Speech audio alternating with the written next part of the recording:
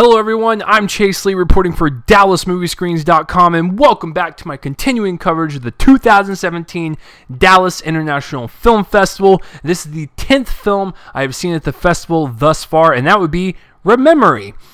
This one stars Peter Dinklage and it has to deal with memories.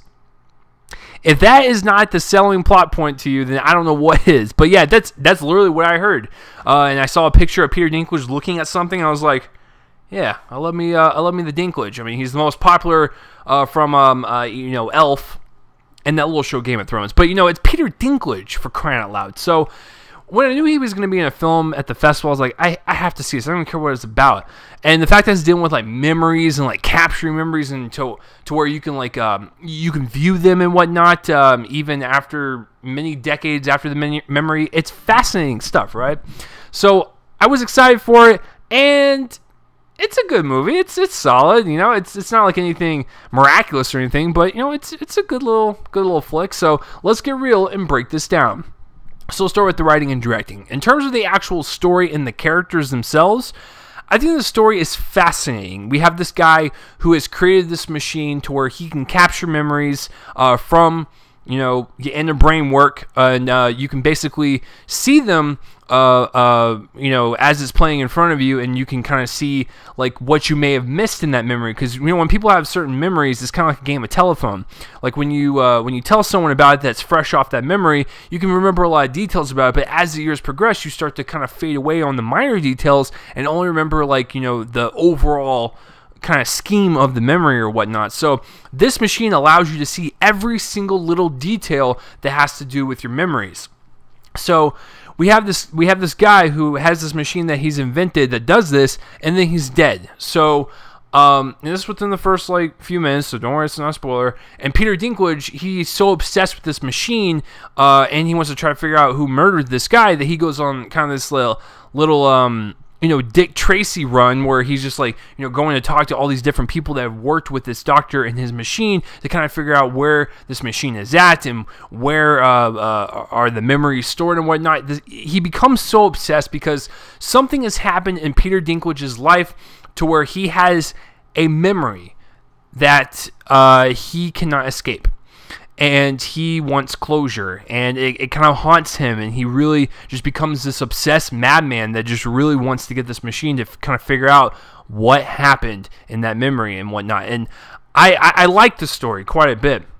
It focuses more on the detective type of side with Peter Dinklage trying to figure out where this machine's at versus how the machine works and whatnot. Because I know how the machine works in the movie, and it does touch upon some people that have used it, but I really wish this movie would have kind of explored the machine and just how it affects people differently, and how some people just think it's it's very painful to see memories, and then some people actually think it's cathartic. So I actually like that aspect more than the detective story side of it, but it's a solid enough story to kind of keep your interest and whatnot, because it is kind of compelling to see these people go through this much loss or grief or just whatnot through their memories and whatnot, and you can kind of relate to that. And speaking of the characters, I liked all the characters quite a bit. I think they were all kind of fleshed out to where they could be with this detective story. Each person that used this machine, they have they're either for or against the machine. You can clearly see that. I think they delivered it very well with the characters and the performances from the actors and actresses. So I do like the characters quite a bit. Even though, like I said, the story wasn't as compelling as I thought it would be, but it was still a solid flick regardless, and definitely held my attention. Performance-wise and acting, Peter Dinklage is amazing. I heard this part was specifically written for him, and he completely delivers in his part. Anton Yelchin, rest in peace, he is also in this, and he is wonderful in this. Everyone does such a good job that they commit.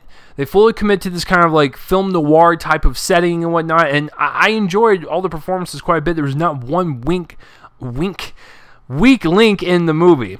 Cinematography-wise, it's a competently shot movie. There's not anything that was oh wow, that's a shot I'm going to remember. It's just kind of that was a well-shot movie. Cool. But you're more focused on the story and kind of the background behind this machine and how it can record all these memories and whatnot, because you kind of wish something like that was invented so you can kind of remember some of your own memories and whatnot. So cinematography, it's cool. Editing wise, like I said, this movie has been 112 minutes, so an hour and 52 minutes. I think it's the longest film I've seen thus far.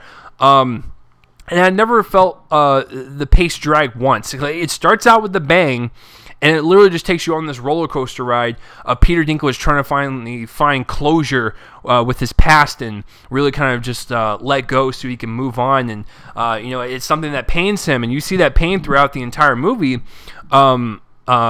So I kind of like the journey that he took, and you kind of took with him, while he was also determined to figure out where the machine is. Like, it was an interesting character to follow, and that's what I was trying to say, is that, the movie's almost 2 hours long. It never felt 2 hours long. It felt it was the right pace, the right rhythm. Everything flowed well. I didn't have any problem with the way it was structured. And the music was really cool too. It kind of reminded me of a little bit of like Requiem for a Dream, Fight Club, like that techno-y type of music. I liked it. It kind of works with the whole, memory, like dreamlike type of storyline, because with memories, they're essentially kind of like dreams or whatnot. So you want to have something that's kind of dreamlike, kind of floaty, like you're floating on a cloud. And this music kind of just takes that to another level. So I like that quite a bit. So guys, overall, Rememory it's not a bad movie. It's not like a fantastic movie. It's just a nice, solid movie that I really enjoyed Peter Dinklage in, and I think it has an interesting concept. Just didn't really fully advance to that concept as much as I thought it would. It was just more of a, like I said, film noir detective story, but that still was interesting enough to where I will give Rememory a B. So have you seen Rememory, or have you even heard of it? Comment place for my face and let me know. And I'm Chase Lee, reporting for DallasMovieScreens.com, and come on back to my continuing coverage of the 2017 Dallas International Film Festival. I will see you guys later.